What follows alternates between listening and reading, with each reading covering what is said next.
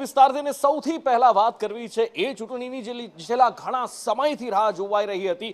ગ્રામ પંચાયતોની ચૂંટણી, ઘણી બધી ગ્રામ પંચાયત એવી હતી જેમાં વહીવટદારો શાસન કરતા હતા, પ્રજાના હાથમાં શાસન નહોતું અને ગ્રામ પંચાયતની ચૂંટણી એટલે લોકશાહીનો પાયો કહેવાય અને આ લોકશાહીનો પાયો મજબૂત કરવા ચૂંટણી થવી ખૂબ જરૂરી હતી। ઓબીસી અનામત પછી પહેલી વાર આ ચૂંટણી થવા જઈ રહી છે। હિરેન પાસેથી વિસ્તારથી જાણીએ। હિરેન, जो लगभग 2.5 વર્ષ પછી આ રાજ્યમાં ગ્રામ પંચાયતોની સામાન્ય પેટા અને મધ્ય સત્ર ચૂંટણીઓ કે જે બાકી હતી, બેઠકો ખાલી હતી, એ બેઠકો પરની ચૂંટણી આખરે આજે બપોરે 3 વાગે જાહેર કરી દેવામાં આવી છે। આજથી જ આ તમામ ગ્રામ પંચાયતોની ચૂંટણી માટેની આચારસંહિતા છે તે લાગુ થઈ ચૂકી છે। આ તમામ ગ્રામ પંચાયતો માટે 22 જૂનના રોજ એટલે કે રવિવારે મતદાન થશે અને 25મીએ ગુરુવારે મતગણતરી હાથ ધરવામાં આવશે।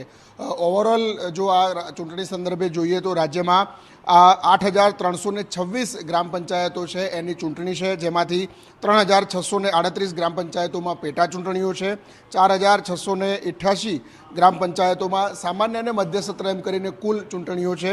આ સિવાય 1,30,00,000 કરતાં વધુ મતદારો છે એ પોતાના મતાધિકારનો ઉપયોગ આની અંદર કરશે।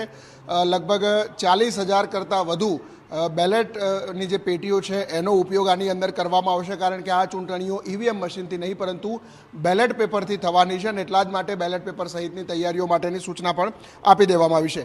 5,115 સરપંચોની ચૂંટણી છે આની અંદર યોજાશે, એટલે જે ગ્રામ પંચાયતો છે એમાં 5,115 બેઠકો એવી છે કે જે સીધી સરપંચ માટેની ચૂંટણી છે ને એ પણ આની અંદર આવરી લેવામાં આવી છે।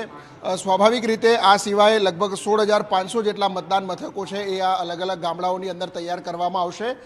ચોમાસું હોવાના કારણે અલગથી વિશેષ તકેદારી રાખી અને આ ચૂંટણી છે એ પ્રક્રિયા પૂર્ણ કરવામાં આવશે। એના પછી એટલે કે લગભગ ચાલુ વર્ષના અંતે સ્થાનિક સ્વરાજ્યની અન્ય સંસ્થાઓની જે ચૂંટણીઓ છે એ પણ રાજ્ય ચૂંટણી